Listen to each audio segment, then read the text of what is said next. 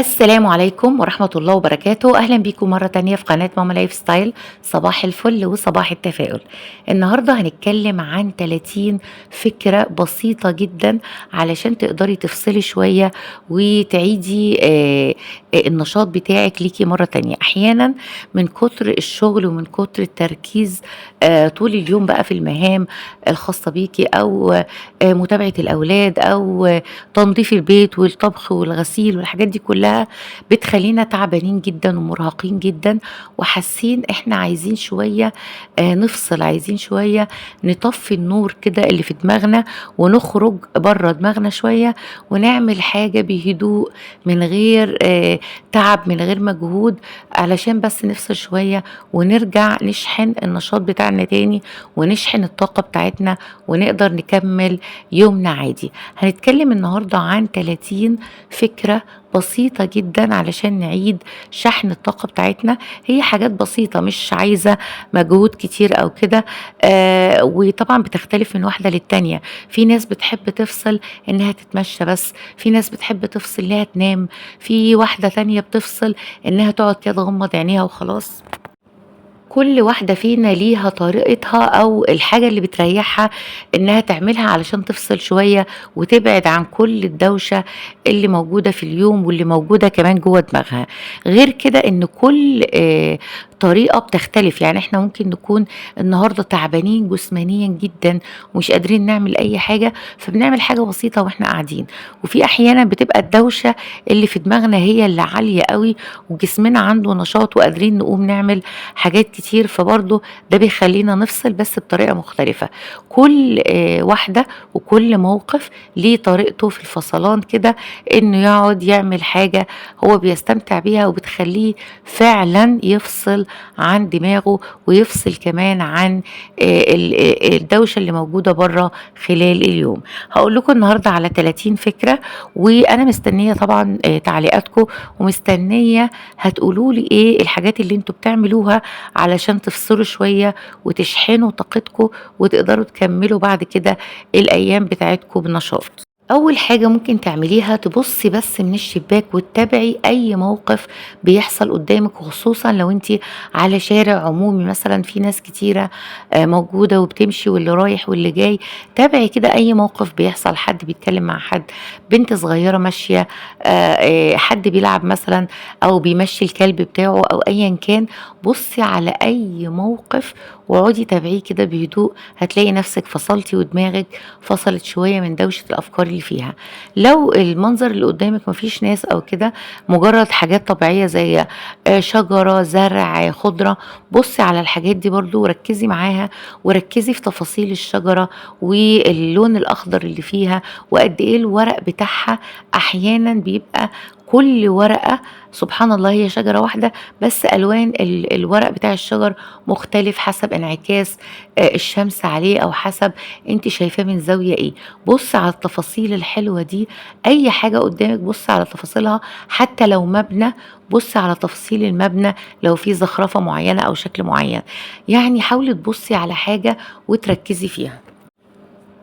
لو مفيش حاجة من اللي أنا قلتها دي كلها، لو بصيتي من الشباك مفيش أي حاجة ممكن تقدري تركزي فيها، ركزي في السماء، بص على السماء، على السحاب، على شكل السحاب، وركزي في الألوان اللي ممكن تكون كذا لون موجود في السماء، مش درجة لون واحدة. رقم 2، امسكي الورقة والقلم واكتبي أي حاجة تيجي على بالك. بلاش تركزي في الحاجة اللي انت عايزة تكتبيها، اكتبي بس أي حاجة تيجي في تفكيرك أو أي حاجة تيجي على بالك، واكتبي باستفاضة لحد ما تحسي انك ارتحتي وفصلتي شوية. رقم 3، قومي اعملي حاجة ليكي، مشروبك المفضل، قهوة أو مثلا شاي أو أي مشروب، وركزي قوي في تفاصيل الحاجة وانتي بتعمليها. ركزي وانتي بتقلبي، وانتي بتحطيها على النار، وانتي يعني بتبصي عليها وهي بتبدأ تفور أو كده. ركزي في تفاصيلها قوي، هتلاقي نفسك دماغك فصلت شوية من الأفكار اللي فيها.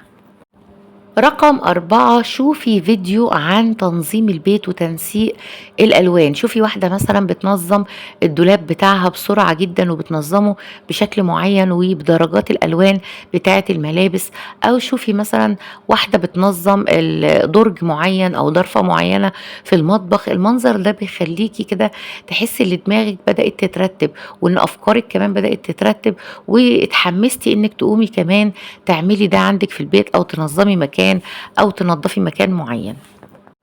رقم 5 العبي لعبة على الموبايل محتاجة منِّك إنِّك تعمليها ببساطة، مش محتاجة تركيز عالي أو إنِّك تعمليها بسرعة أو كده، لأ محتاجة بس إنِّك تعمليها أو فيها تنسيق لألوان معيّنة أو مكعبات بشكل معيّن بتترتب بشكل معيّن، ده كمان بيساعدِك إنِّك ترتّبي دماغِك وترتّبي الأفكار اللي فيها. رقم 6 ممكن تتفرّجي على فيديو بيضحّك كده خفيف سريع من غير ما تكون فيه تفاصيل كتير أو فيه حاجات محتاجة تركيز أو كده، لأ فيديو خفيف كده سريع ممكن يكون مضحك خصوصًا الفيديوهات بتاعة الأطفال كده أنا باحبها جدًا، اللي هي فيديوهات الأطفال الصغيّرة اللي فيها مواقف معيّنة أو كده بتحصل لهم، ده يعني بيفصلِك شوية بتحسّي إنِّك مركّزة معاهم هم ومع الموقف اللي ممكن يحصل. رقم 7 ممكن تخرجي تتمشي شوية في مكان مثلًا فيه زرع، فيه طبيعة، فيه شمس كده بيبقى الصبح بدري أو بعد العصر مثلًا اتمشي كده في مكان واسع، أو لو عندِك قريب منِّك البحر أو نهر معين اتمشي عليه برضه، واستمتعي كده بمنظر الطبيعة ومنظر الشمس مع المَيّة بيبقى حلو جدًا.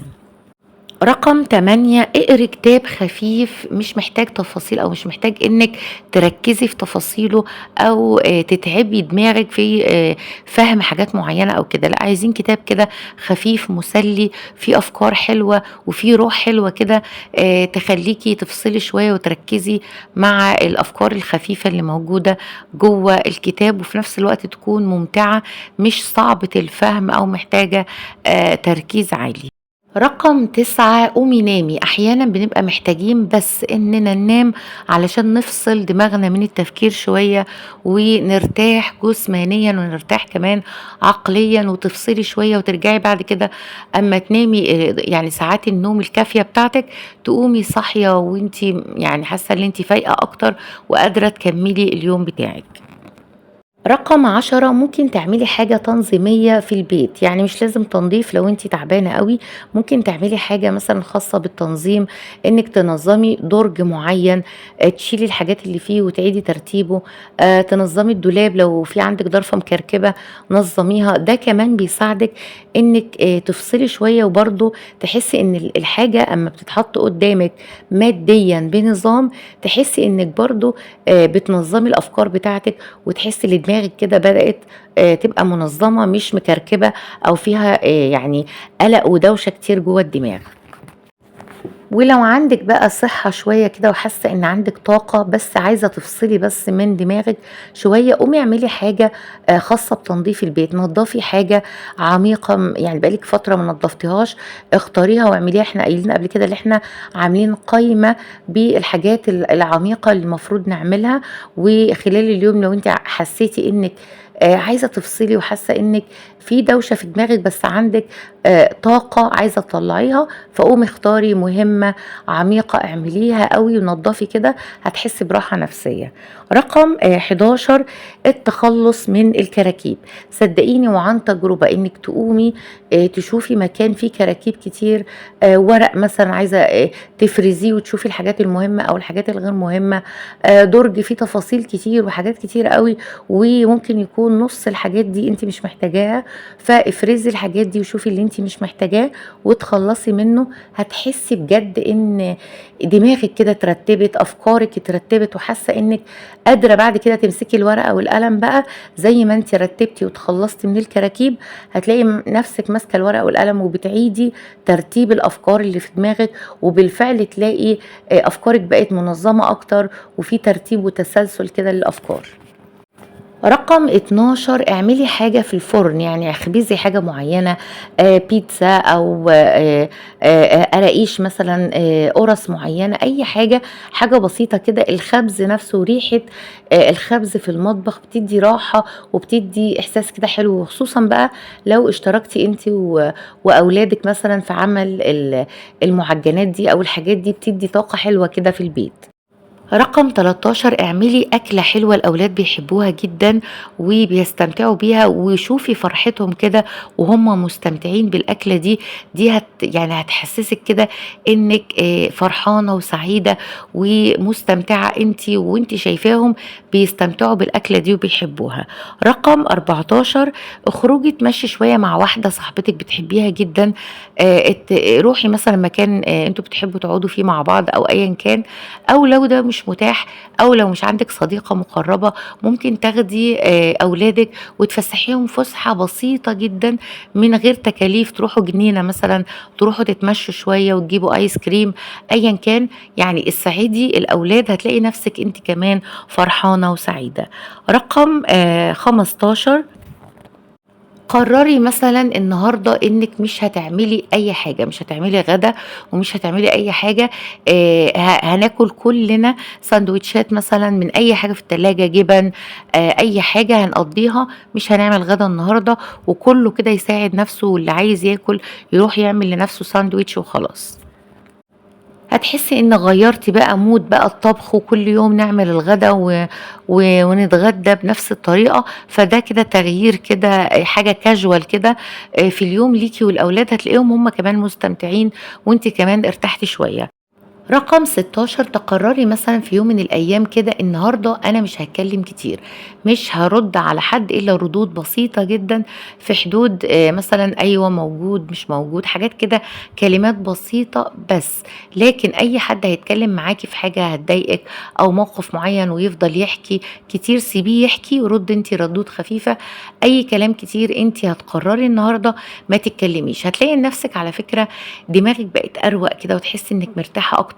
لأن الكلام بجد الكتير بياخد من طاقتنا، وخصوصا لو مواقف بتضايقك أو حد عمل موقف معين بترد عليه، كلمة معينة بترد عليها، حتى لو حد جه بيحكي لك حاجة عن نفسه بتفضلي مش بتسمعيه أكتر ما إنك بتردي. فحاولي النهاردة اليوم ده مثلا تقرري إنك مش هتتكلمي كتير، هتسمعي أكتر، وحتى لو كلام بيضايقك حاولي ما تركزيش معاه.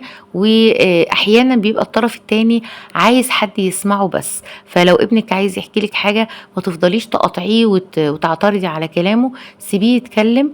ولو أنتِ عدّيتِ يوم أو 2 من غير كلام كتير، على فكرة في مشاكل كتير أوي هتتحل في البيت، يعني مش هتعترضي على أي حاجة، حاولي تتكلمي بهدوء، تسمعي أكتر، ده هيفرق جدًا في يومِك، وهتحسي على فكرة إن لسه عندِك طاقة، الطاقة بتاعتِك اللي كانت مُهدرة في الكلام خلاص أنتِ بقيتِ محتفظة بيها، وممكن تطلّعيها في حاجات تانية أهم.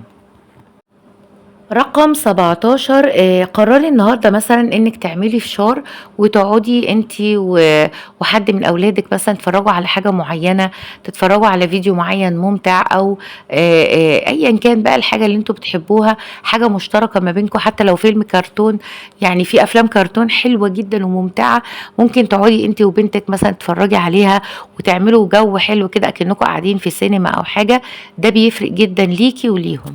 رقم 18 ارسمي ولوني. الناس اللي بتحب الرسم جدًا أو بتحب التلوين، يعني في ناس بتحب الرسم بس بالقلم الرصاص، وفي ناس بتحب التلوين أكتر، مش بتعرف ترسم أوي، فممكن تنزّلي أو تطبعي صور من على النت محتاجة تلوين وتقعدي تلوني كده، هتفصلي جدًا.